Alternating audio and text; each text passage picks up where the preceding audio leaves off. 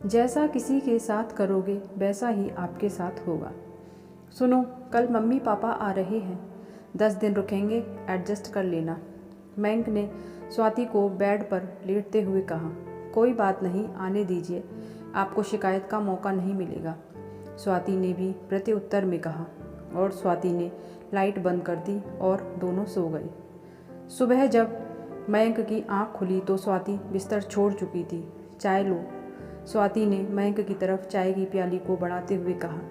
अरे तुम आज इतनी जल्दी नहा ली? हाँ, तुमने रात को बताया था कि आज मम्मी पापा आने वाले हैं तो सोचा घर को कुछ व्यवस्थित कर लूँ, स्वाति ने चाय की चुस्की लेते हुए कहा। वैसे किस वक्त तक आ जाएंगे वो लोग? दोपहर वाली गाड़ी से पहुँचेंगे, 4 तो बज ही जाएंगे।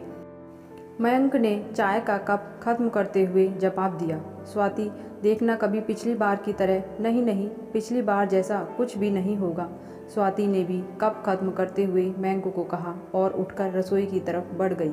मयंक भी ऑफिस जाने के लिए तैयार होने के लिए बाथरूम की तरफ बढ़ गया। नाश्ता करने के बाद मयंक ने स्वाति से पूछा, तुम तैयार नहीं हुई? क्या बात, आज स्कूल की छुट्टी है? नहीं, आज तुम निकलो, मैं ऑटो से पहुंचूंगी, थोड़ा लेट निकलूंगी, स्वाति ने लंच बॉक्स थमाते हुए मयंक को कहा। बाय बाय कहकर मयंक बाइक से ऑफिस के लिए निकल गया और स्वाति घर के काम में लग गई।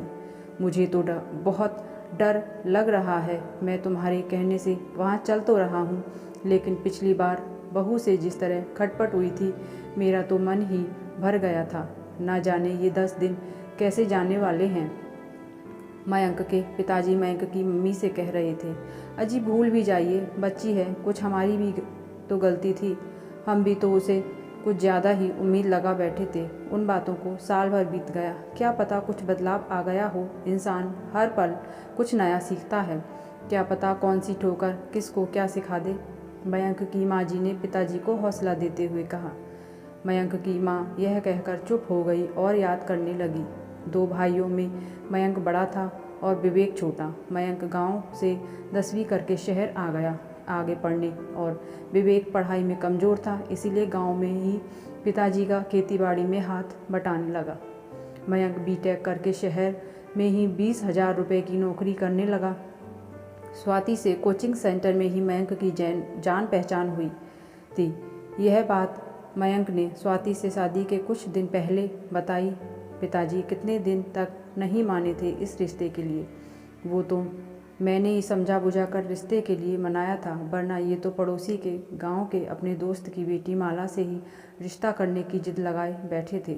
गांव आकर स्वाति के घर वालों ने शादी की थी। 2 साल होने को आए उसी दिन को भी शादी करके दोनों शहर में ही रहने लगी। स्वाति भी प्राइवेट स्कूल में टीचर की जॉब करने लगी। पिछली बार जब गांव से आए थे तो मन में बड़ी उम्मीदें थी, पर 7-8 दिन में ही बहू के तेवर और बेटे की बेबसी के चलते वापस गांव की तरफ हो लिए। कई बार मयंक को फ़ोन करके बोला भी कि बेटा गांव आ जाओ, पर वो हर बार कह देता, माँ छुट्टी ही नहीं मिलती, कैसे आऊँ। लेकिन मैं ठहरी एक माँ, आखिर माँ का तो मन करता है ना अपने बच्चे से मिलने का। बहू चाहे कैसा भी बर्ताव करे, काट लेंगे किसी तरह ये 10 दिन, पर बच्चे को जी भर कर देख तो लेंगे। अरे भगवान, उठ जाओ, स्टेशन आ गया, उतरना नहीं है क्या? मयंक के पिताजी की आवाज़ मयंक की माँ को यादों की दुनिया से वापस खींच लाई। सामान उठाकर दोनों स्टेशन से बाहर आ गए और ऑटो में बैठकर दोनों मयंक के घर के लिए रवाना हो गए। घर पहुँचे तो बहू घर पर ही थी। जाते ही बहू ने दोनों के पैर छुए। हम दोनों को ड्राइंग रूम में बिठाकर हम दोनों के लिए ठंडा ठंडा शरबत लाई। हम लोगों ने जैसे ही शरबत खत्म किया, बहू ने कहा, पिताजी आप सफ़र से थक गए होंगे, नहा लीजिए, सफ़र की थकान उतर जाएगी, फिर मैं आपके लिए खाना लगा देती हूँ। पिताजी नहाने चले गए। बहू रसोई में घुसकर खाना बनाने लगी। थोड़ी देर में मयंक भी आ गया। फिर बैठकर सबने थोड़ी देर बातें की और फिर सबने खाना खाया। मयंक और बहू सोने चले गए और हम भी सो गए। सुबह 5 बजे पिताजी उठे तो बहू उठ चुकी थी। पिताजी को उठते ही गर्म पानी पीने की आदत थी। बहू ने पहले से ही पिताजी के लिए गर्म पानी रख रखा था। नहा धोकर पिताजी को मंदिर जाने की आदत थी। बहू ने उनको जल से भरकर लोटा दे दिया।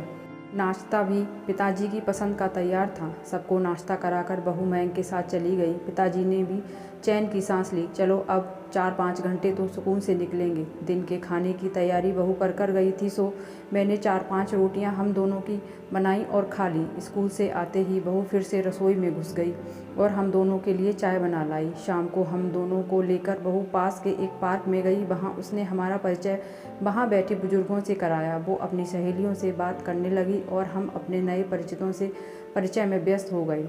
शाम के 7 बज चुके थे। हम घर वापस आ गए। मयंक भी थोड़ी देर में आ गया। बैठकर खूब सारी बातें हुई। बहू भी हमारी बातों में खूब दिलचस्पी ले रही थी।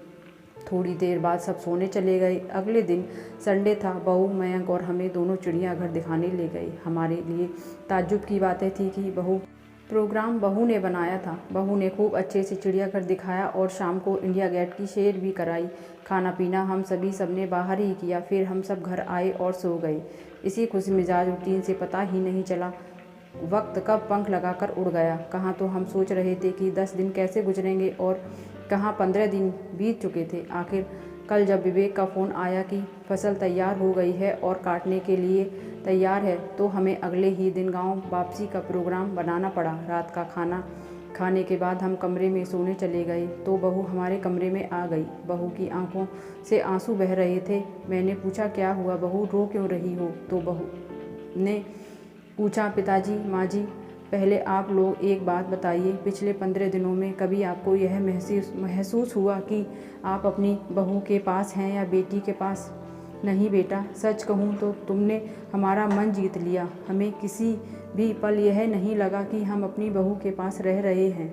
तुमने हमारा बहुत ख्याल रखा। लेकिन एक बात बताओ बेटा, तुम्हारे अंदर इतना बदलाव आया कैसे? पिताजी, पिछले साल मेरे भाई की शादी हुई थी। मेरे मायके की माली हालत बहुत ज़्यादा बढ़िया नहीं है। इन छुट्टियों में जब मैं वहाँ रहने गई तो मैंने अपने माता पिता को एक एक चीज़ के लिए तरसते देखा। बात बात पर भाभी के हाथों तिरस्कृत होते देखा। मेरा भाई चाहकर भी कुछ नहीं कर सकता था। मैं वहाँ उनके साथ हो रहे बर्ताव से बहुत दुखी थी। उस वक्त मुझे अपनी करनी याद आ रही थी कि किस तरह का सलूक मैंने आप दोनों के साथ किया था। किसी ने यह बात सच ही कही है, जैसा बोओगे वैसा ही काटोगे। मैं अपने माँ बाप का भविष्य तो नहीं बदल सकती, लेकिन खुद को बदल कर मैं ये उम्मीद तो अपने आप में जगा ही सकती हूँ कि कभी मेरी भाभी में भी बदलाव आएगा और मेरे माँ बाप भी सुखी होंगे। बहू की बातें सुनकर मेरी आंखें भर आईं। मैंने बहू को खींचकर गले से लगा लिया। हाँ बेटा, अवश्य एक दिन अवश्य ऐसा होगा। ठोकर सबको लगती है, लेकिन संभलता कोई ही है। लेकिन हम दुआ करेंगे कि तुम्हारी भाभी भी संभल जाए।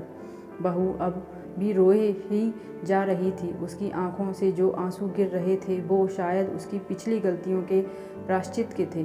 तो दोस्तों, ये थी मेरी कहानी। अगर आपको पसंद आई हो तो मेरे वीडियो को लाइक कीजिए और मेरे चैनल को ज़रूर सब्सक्राइब कीजिए।